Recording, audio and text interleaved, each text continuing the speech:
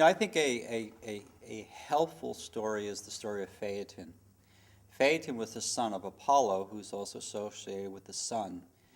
And in Greek mythology, Apollo's job was to ride the sun in his chariot to make day, and so the rising up for day and to night. Well, Apollo's son didn't have much magic or godlike qualities, and so he was always teased by his friends in school. You know, son of God, look at you, even I can beat you up, right? So he went to his mom and was complaining. She says, well, why don't you go to your father and see what he can do? And she gives him directions on how to climb Mount Olympus, and so there's the quest to discover father, or to relate to father, and because father's very distant, obviously, and he has no qualities of father in his own psyche, in his opinion, in the God sense of the terms. So he goes up to Apollo, and Apollo says, yes, you are my son. Ask anything you want, so that way people will know that you are the son of Apollo. And the problem with gods is once they say you ask anything you want, they have to do it. And of course, the son is grandiose in his youth and says, I want to be able to ride your chariot. And Apollo knows that not even Zeus can ride the chariot. And he goes on, and Apollo explains to his son how you can hurt yourself, how you can get all types of problems if you ride the chariot.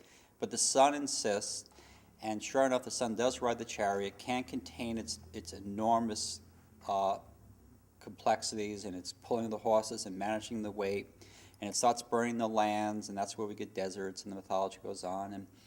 And as a result of that, Neptune, the seas start to boil, and the whole world is dying, and so Zeus is forced to throw the lightning bolt to knock the chariot down, and there goes Phaeton into his own death.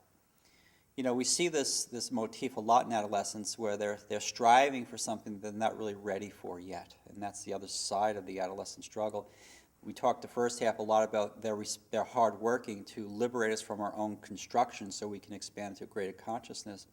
But the other challenge they have, because they're in the halfway world, is that they can step outside of their capacities. We see this like the kids who think they can drink more than they can, and then they get into a car and end up killing themselves. So they take on challenges that they're not ready to deal with. And as a result, not only do they burn themselves, but they actually burn their communities. And so we see a lot of the complexities of drug addiction, I think, where there's a lot of burning and there's this untamed ego that needs to be matured into. So adolescence is also a high state of risk. And the biggest problem with adolescence and addiction, especially alcoholism, is not that most teenagers don't become drug addicts, very few do.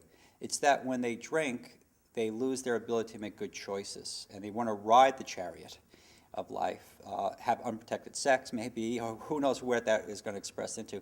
And it's there where they end up being teenage moms at 16 or what have you, where they're not really ready to contain the dynamics and the power of that.